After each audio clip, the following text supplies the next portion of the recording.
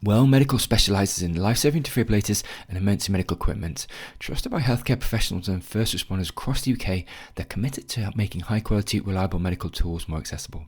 So in a world where every second counts, Well Medical can provide cutting-edge defibrillators designed to be easy to use, even for non-professionals. Their products help to improve survival rates in cardiac emergencies, making them an essential tool in schools, offices, gyms and public spaces. The most popular model, the iPad SPR, has the highest IP66 rating on the market, offering voice prompts and simple visual guides, ensuring anyone can confidently administer help. So beyond defibrillators, Well Medical offers a range of first aid supplies, making them a one-stop shop for emergency preparedness and basic life support solutions. They also provide training and support, ensuring individuals and organisations know how to use the equipment when it matters the most. Well Medical doesn't just sell products, they're passionate about saving lives, and their dedicated customer services and comprehensive support ensure peace of mind for everyone who invests in their life-saving technology. Visit wellmedical.com today to learn how you can make your space safer for everyone. You can also visit the show notes for further details. This podcast is sponsored by Pax. Whether on water, on land or in the air, Pax bags are both versatile and flexible backpacks that are perfectly suitable for your requirements in the most demanding of environments. Pax bags are highly regarded due to their exceptional performance in pre-hospital and in critical care environments. Renowned for their durability, they endure harsh conditions while providing rapid and reliable access to essential kit. So their well-organised compartments and customisable configurations enhance efficiency in high-stress situations. Pax bags are designed with infection control in mind and are easy to clean and disinfect. Their highly visible colours and reflective strips add quick identification and adherence to quality standards, assuring reliability. The versatility of Pax bags caters to a diverse EMS providers, but also delivers vital equipment and durability and ease of use for pre-hospital critical care services globally. I've used Pax bags in a number of critical care situations and they're absolutely excellent. Please see the show notes for further details. You're listening to the Pre-Hospital Care podcast on the Medics Academy Network. Welcome back to the podcast. In this episode, we're going to be speaking about surviving sudden cardiac arrest with Paul Swindell. So this is going to be the first in a three-part series in cardiac arrest survival stories, where we're going to dig into the personal and often overlooked journey of cardiac arrest recovery. So joining us in this episode is Paul Swindell, a cardiac arrest survivor, advocate and co-founder of Sudden Cardiac Arrest UK. So in 2014, Paul's life changed in an instant when he experienced a sudden cardiac arrest.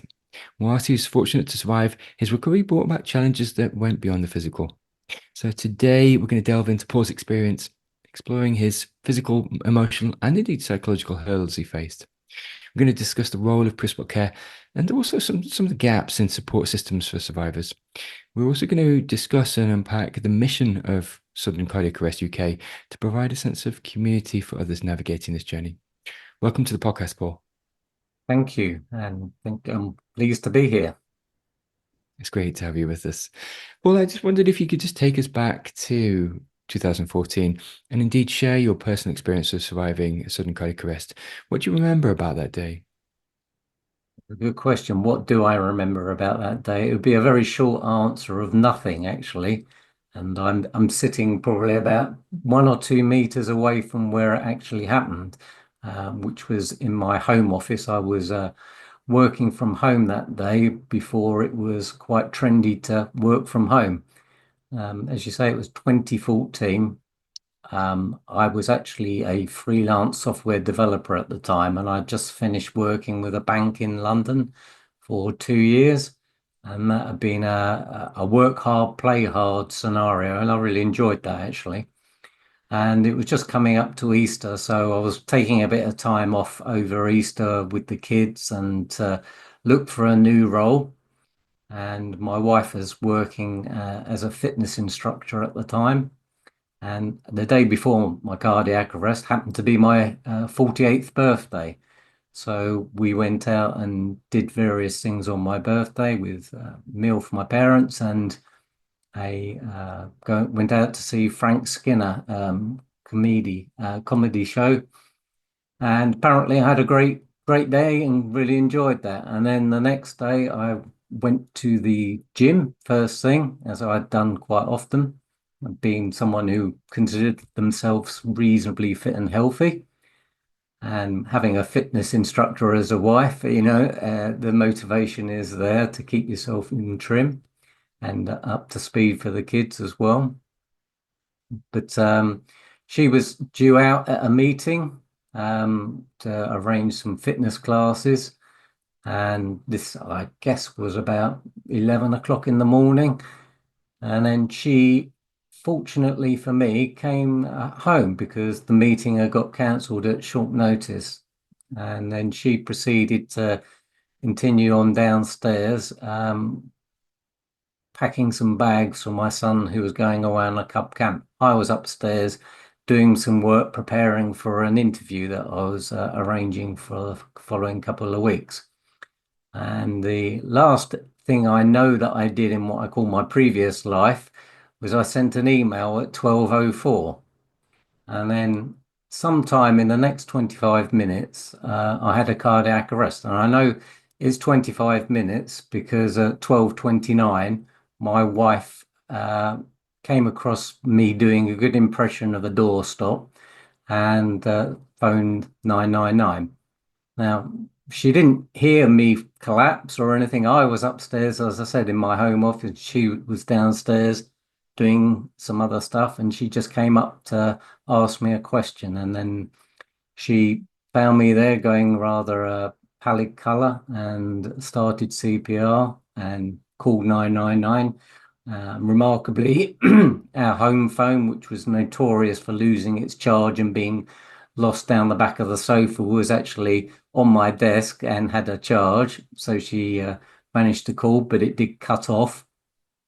Um, Fortunately for me, there was an ambulance not too far away on its way to another call, but it got redirected to me. So it was with me very rapidly. But that was, we don't know. Mine was an unwitnessed arrest. We don't know how long I was down for before my wife found me, but she started CPR. The ambulance arrived pretty quickly. I think there was a CFR as well turned up, and then another paramedic crew. And then I think about 20 minutes later, there was air ambulance, Essex Air Ambulance. They, to the annoyance of the local golfers, parked on the golf course and scrambled through the hedges and climbed over fences and quite heroic acts and got to me. Um, I was resuscitated, I believe, in well, just where I am now, and then I think I was seen to be a bit agitated. I'm sure you've seen that before, and a little bit, I don't know, violent perhaps. And so they moved me to the front garden and put me into an induced coma, much to the annoyance of the builders next door who had to be quiet apparently. And then I was taken to the hospital by ambulance, the Essex Cardiothoracic Centre, which for me was quite close, only about 10 or 15 minutes away, and is one of the sort of leading cardiac centres, I guess, in the south, and was at that time, I think it had only been open 5 years, so it was a fairly new facility. But I mean, I'm telling you all that, but I don't actually remember it. That's all pieced together from inquiring with my wife, the paramedics, doctors, and people, because I've established a bit of a relationship with the Essex Cardiothoracic Centre and Essex Air Ambulance, and quite a few people in the field now. Yeah, and that perhaps it can be a subject that we come back to about establishing those relationships, because one of the things that was very beneficial for me was as I was trying to put all the pieces of the puzzle together to find out what actually happened to me, because I got no recollection of it, or the days or even weeks leading up to it, or the time in the hospital. There's little vignettes, but I still don't know whether they're sort of memories that have been placed by looking at pictures or from what I've spoken with other people. So I can't tell if they're true memories or not, but my memory is very vague at that time. But to say one of the things I did do later in that year, this was April, so I think it was October or November, I got to meet the paramedics and the air ambulance and all a great bunch of people at the Essex Air Ambulance base, and that was very therapeutic for me and brought a bit of closure in my story for me. Yeah. Yeah. Listen, I really wanted to maybe dig into that because what I wanted to do is really dig into maybe also your physical needs. There's a lot of cardiac arrest survivors complain of chest pain um, in recovery. And that's really around the CPR which has been done on survivors, breaking ribs, either clavicular or indeed ribs or sternal pain. But part of the fundamental journey, I think, to recovery is, like you said, it's piecing the jigsaw puzzle together with the retrospectively with the clinicians that came to treat you, and therapeutically is beneficial, but also just it restores that journey and that almost that chronological journey for you. Could I get you to speak to any physical issues you had in your immediate and or long term, and also psychological ones as well? How did that look?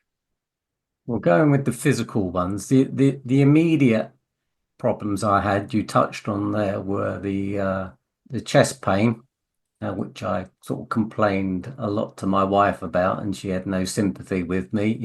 It saved my life. So, I mean, I totally agree with you. A lot of patients do complain about it, and I think one of the issues that patients, or what I can do, and what other people in SCA UK can do, is explain to others that you should experience that is quite normal, and it's not to worry that it's something else going on with your heart. Um, Another physical aspect of my immediate recovery was the fatigue, and that is something that I think that's probably the number one issue, physical issue that survivors have, is that the impact on the body as a whole, not just physically being tired, but mentally being tired as well. I think the first time I realized that this was going to be a bit of a struggle when I left the hospital was just walking to the car park, and it probably was no more than 50, 60 meters, but it took a long time and I was exhausted by just getting there.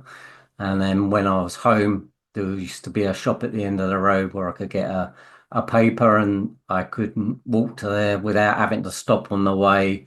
And that, being someone who was previously fit and healthy, that really hit home basically. And it was quite concerning at the time because it felt like I'd like become an old person overnight almost. And the other sort of physical cognitive limitations that I had at the time, I was very slow of thought. My speech was impaired.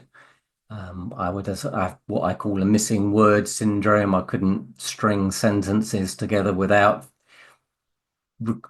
having trouble recalling what something was called or what I was saying, and I would have to speak in short sentences, otherwise I'd lose the train of thought, which again was very annoying because previously, as I mentioned, I was a software developer, and I'll need to be able to think in abstract thoughts and bring those ideas together so I could explain them to someone else, or have coding ideas and things like that. And I just found that I couldn't do that anymore. And as I mentioned, I was one of the last things I did was send an email about an interview that I was due to have. And I had that interview, but it was about 6 or 8 weeks later. And I was a little concerned about it, being asked these questions about coding and software. And I thought, I know what the sort of questions I'm going to get asked are. So I wrote loads of post-it notes with what I thought the answers were going to be, and splattered them all over the doors and walls in my room. And then to my horror, they didn't ask me any of these questions. It was more of a dialogue scenario interview because it was over the internet. And it was completely fell flat on my face. And I thought, I'm never going to be able to do this again, or it's going to be hard to do this again. So they were some of the challenges, and I also had a physical challenge in that I had a scar on my eye, and I never actually knew why I had this scar on my eye, and it was only sort of about 18 months later where I saw an optician, and he talked about the fact that I had a scar on the back of my eye as well as on the eyelid, and I must have fallen on something into my eye. So I was extremely lucky that I wasn't physically blinded as well. Um, but going on from the physical issues, which additionally I experienced headaches, and I had basically a permanent headache for years, which only dissipated when I was in a didn't do anything basically. If I tried to talk with people or engage in conversations or went to environments when there was overstimulation for me, I'd have to go and lay down because my headache would be just so bad I couldn't do anything. So it was quite a challenge physically, and psychologically. Um, I think the main thing was that I was previously fit and healthy, and led an active life with two kids, did things at the weekend, had a, I wouldn't say strenuous job, but a demanding job, as I mentioned, but coped with all of that, and then went to being kind of like, as I said, an old man, and not being able to think straight or do what I was doing before, physically or mentally. And I guess that, gets you down a bit. I would never say I was depressed, but part of it was not knowing what to expect and what I was supposed to be expecting, as it were, because at that time I went looking for answers to my why it happened. I was actually diagnosed as idiopathic. I left the hospital with an ICD, implantable cardioverter defibrillator, because they didn't know why it happened. I didn't have any medications. I wasn't prescribed any rehab because I didn't qualify for that. There was nothing wrong with my heart, as they said. So it was a case of having a fun, happy life, and then overnight waking up in hospital thinking, what the hell just happened, sort of thing. Well, I didn't think that initially. It was probably only when I left hospital I thought that, what the hell's just happened, and you're in hospital with nurses 20 and doctors 24/7 looking after you, machines monitoring everything, what's going on. I had many tests while I was there, and they found nothing. And then you're discharged. And I was basically told, well, just get back on with your life now, without any real help or pathway as to where I should be going to get my recovery on track and rehabilitation. And it was all basically down to myself and my wife and my family to help me, because I've been given a number for an arrhythmia nurse because I had VF. Um, but I never thought there was any actual problem with my heart. They told me in the hospital, your heart's fine, and I always felt it was. And I previously fit and healthy, as I said. So I never actually called the arrhythmia nurse. I only felt it was something else, and I felt there was something wrong with my brain, if you like. I had an inkling that I wasn't functioning right, but whenever you go and look for cardiac arrest, you would come up with medical sites, and they'll be far too in depth medically for me. So, that's where perhaps I started to feel a little bit alone or abandoned by the healthcare system, to tell the truth, because I've gone through this life-changing event, and then it was just, okay, you can go and get on with it yourself.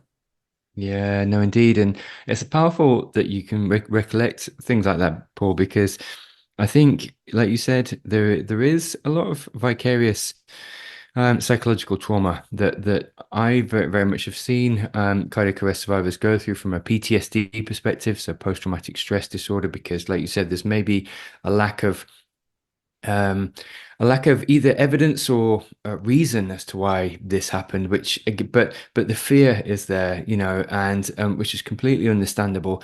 But to your point around having a wider community or access to a wider community, which pretty much maybe didn't exist when you were going through your convalescence, when you were going through your rehabilitation, Could I get you to speak to, because you've created this fantastic organization, Sudden Cardiac Arrest UK, which is a community of resource, of advice, of fundamentally of community, of people sharing stories.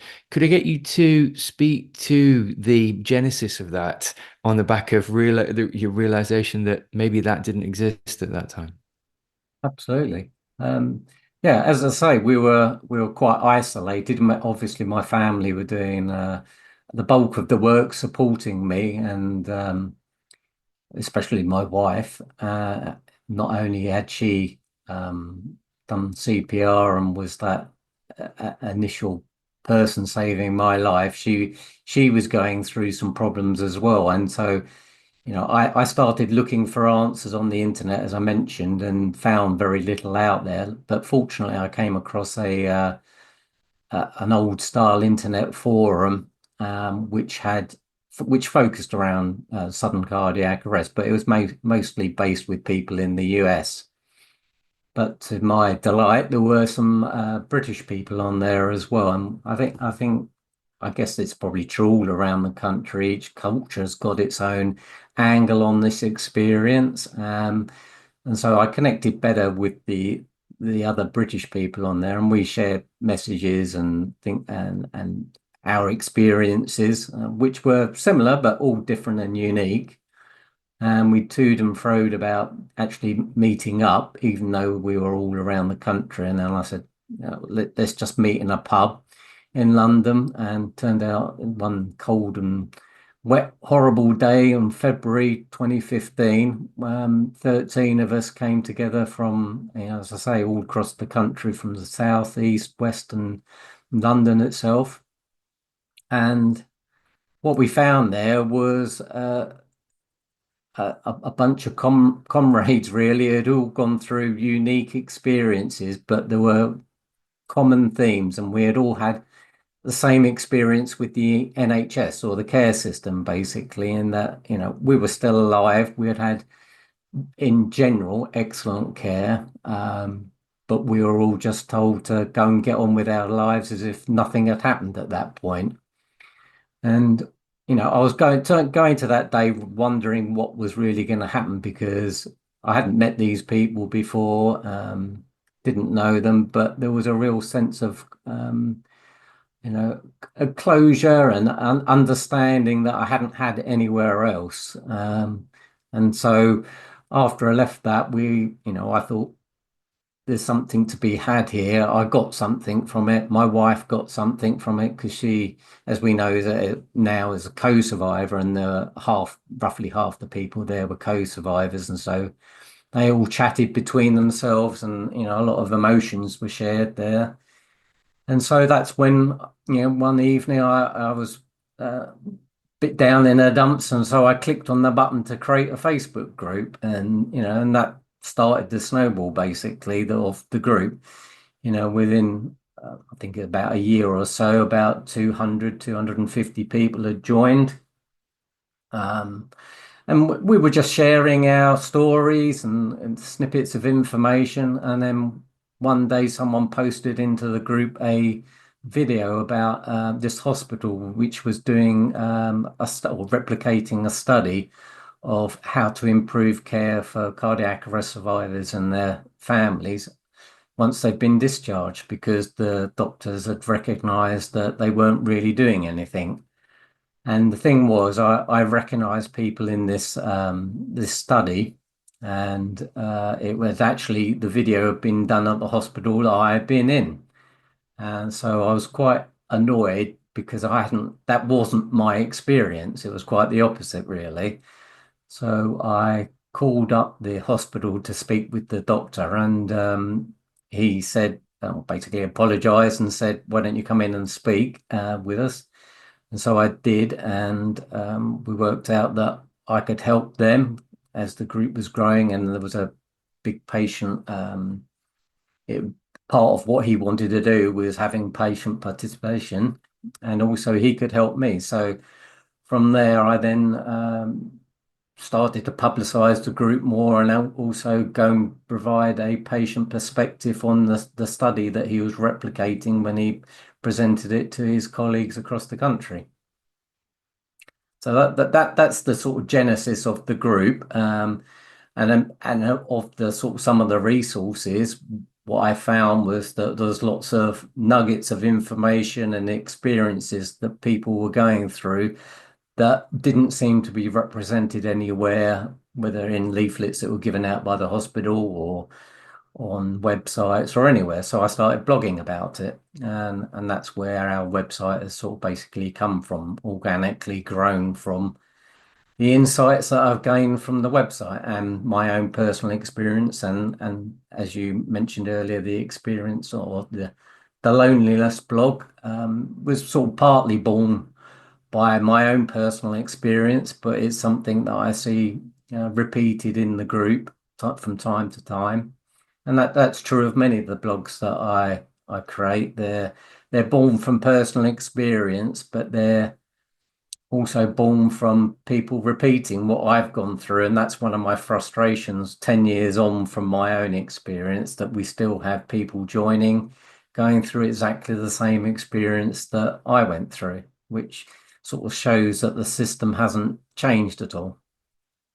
No, indeed. And I think the real strength to the blogs and indeed the site, Paul, when I've been reading your reflections, is the transparency and vulnerability, because I think, as you said, it's a place where people can identify with that and actually start to engage from very much a place of just their real and honest rehabilitation story. And I think that transparency is powerful in many ways. But Paul, could I get you to speak to the mission of Sudden Cardiac Arrest UK? And what we'll do is migrate onto really around some of the improvements. I think you've spoken just there, and I'd like to take that and expand that as to some of the improvements that you'd like to see from pre-hospital care or indeed in-hospital care services nationally. But could I get you to initially speak to the mission statement for Sudden Cardiac Arrest UK? Sure. I mean, it all stems back from that meeting in the pub, basically. We just want to bring people together. What we found from that was that we empowered our own survivorship. Having the chance to talk with other people who've gone through the same experience is so powerful, I've found. It is transformative for people. And within the group now, we've got over 4,000 people in our two groups, and you see so many human stories that go from despair to success, and just showing someone what can be is, as I say, it's transformative for someone, and it is a big part of their recovery.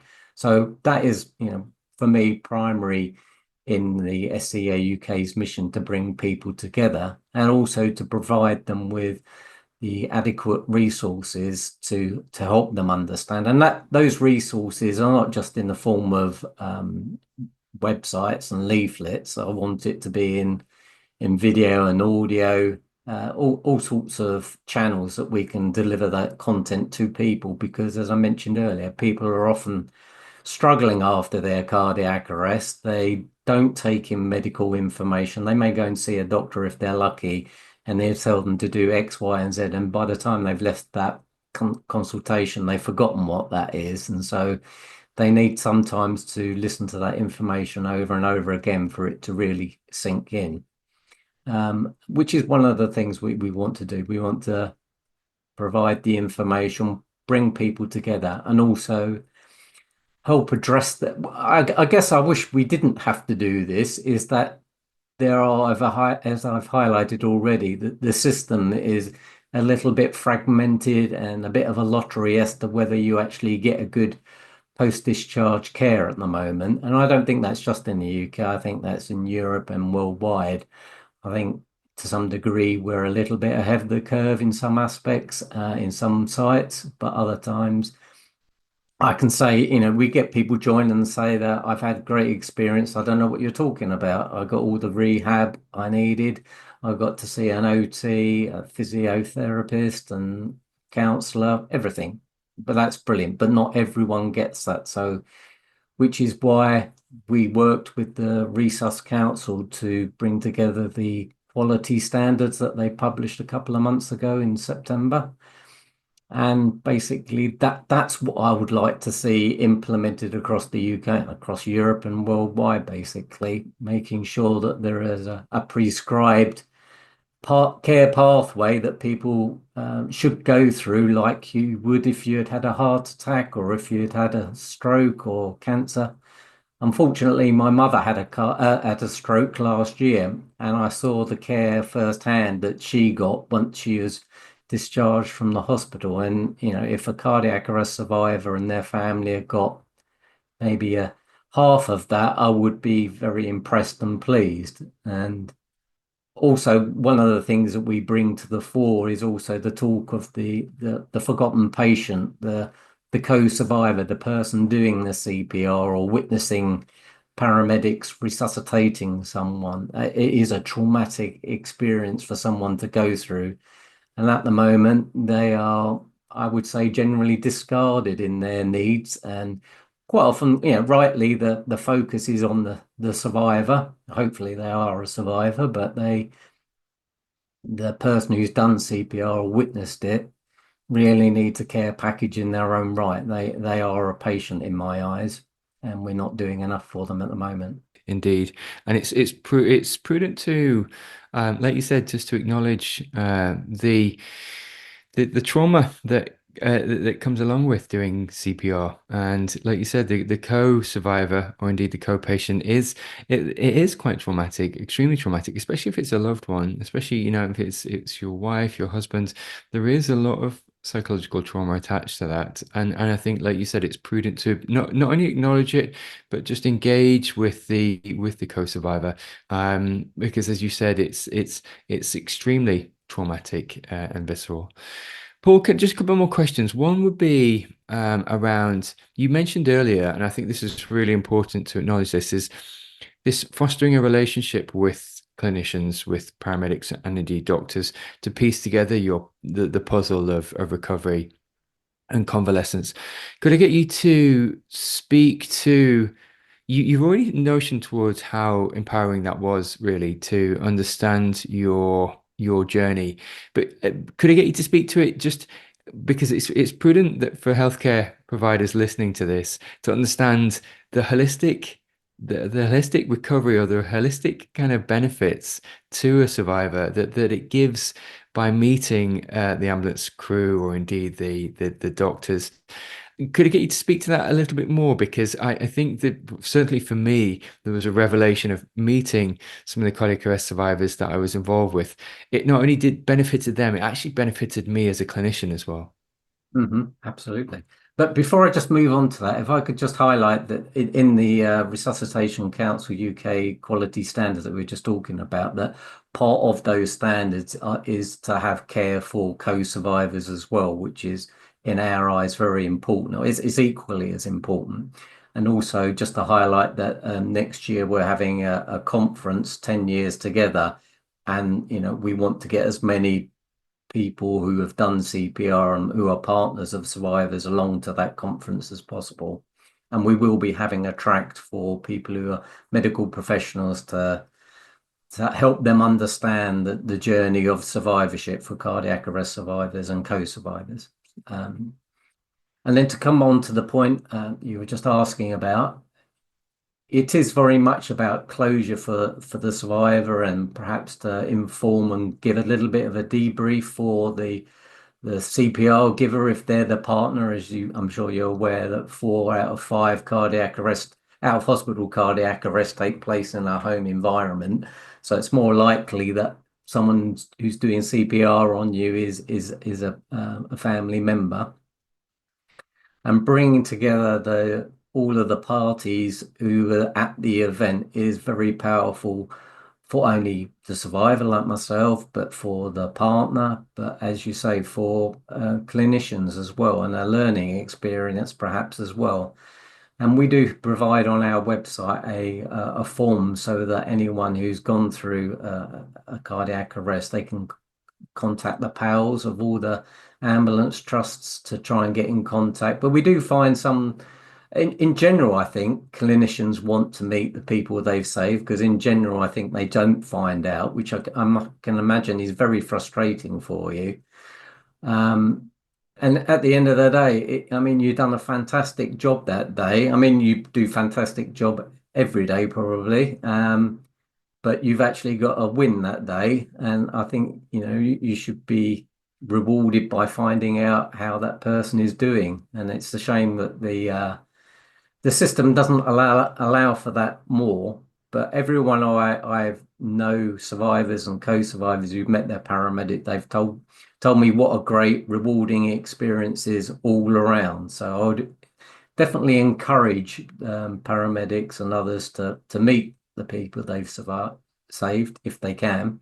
And also, I would like to sort of put out a suggestion so that some people possibly don't want to meet them for whatever reason. But I do wonder if the PALs or the paramedic systems could have a third party so that someone could actually, for a survivor or co-survivor, if they wanted to have a debrief or wanted to a little bit more explanation about some of the things that went on that day, in a generic sense, and also if the paramedics can feedback information about what they did in specifics, that would be ideal. And actually, just to highlight something that we're doing in the Essex region or the East of England region, is a project called Rescue, so that anyone who does do CPR or is a rescuer, we will provide a system so that they can phone up and get counselling if they feel they need it, but also additional resources and help for them. Because at the moment, as I say, they're very much neglected. But meeting paramedics and for paramedics to meet us, I think it's a very rewarding experience all round. Yeah, no, indeed, indeed, and it's beneficial both ways actually. Absolutely. Just as we finish off, Paul, my final question really would be around if you could just briefly speak to maybe just the most surprising and or meaningful part of your recovery journey. Looking as you reflect, it is a long time ago, and maybe it was fostering relationships with clinicians and over the longevity of time and piecing together the puzzle. But was there anything that maybe took you by surprise that ended up being quite a profound experience in your recovery journey? I mean, obviously, the most meaningful thing is the fact that I'm still here and Yeah, indeed, indeed, absolutely. that I've actually, for my wife and for my family and all of the growing that they've done. But within the sort of group is the human resilience and inspirational stories that provides. I mean, I'm surprised, weekly. I've perhaps seen a lot of stuff that I would rather have not seen in the group, the desperate stories. But only just last week, someone told me basically that I or we saved their life, because it may be surprising to think that someone who's had a cardiac arrest and their life has been saved then goes into a spiral of depression basically and wanting to commit suicide. And the community came together and basically pulled them round from that. So, it makes the group worthwhile for me, and that's where peer support is invaluable. But it shouldn't have got to that stage, really. And if the system was better, then it wouldn't be those cases needed, perhaps. But yeah, one that I guess some of the you said about surprising. One of the surprising things is what we've managed to achieve. Really, I mean, only last year we won an American Heart Association award for international collaboration. Got to speak at Westminster to the all-party parliamentary group on defibrillators and brought the story round of survivorship to them, which I hope we can continue with their new leadership they've got there, and working with the RC UK and even the European Resuscitation Council as well to perhaps improve things across Europe as well as the UK. And also, can I just plug the 10 years together event that we're putting on next year as well? I really want more survivors. If survivors listen to this, I don't know, but as I say, we will be having some a tract for medical professionals as well. Listen, thank you so much, Paul. It's really fantastic just to talk to you, and we'll put in the show notes links to Sudden Cardiac Arrest UK and everything you mentioned there. So we'll put all those links in the show notes. I just want to thank you for your time and your perspectives. It's been fantastic just to chat with you. My pleasure, and thank you for doing this. It's a lovely podcast. It's really insightful from my point of view as well to see what you guys do as well. You're listening to the Pre-Hospital Care podcast on the Medics Academy Network.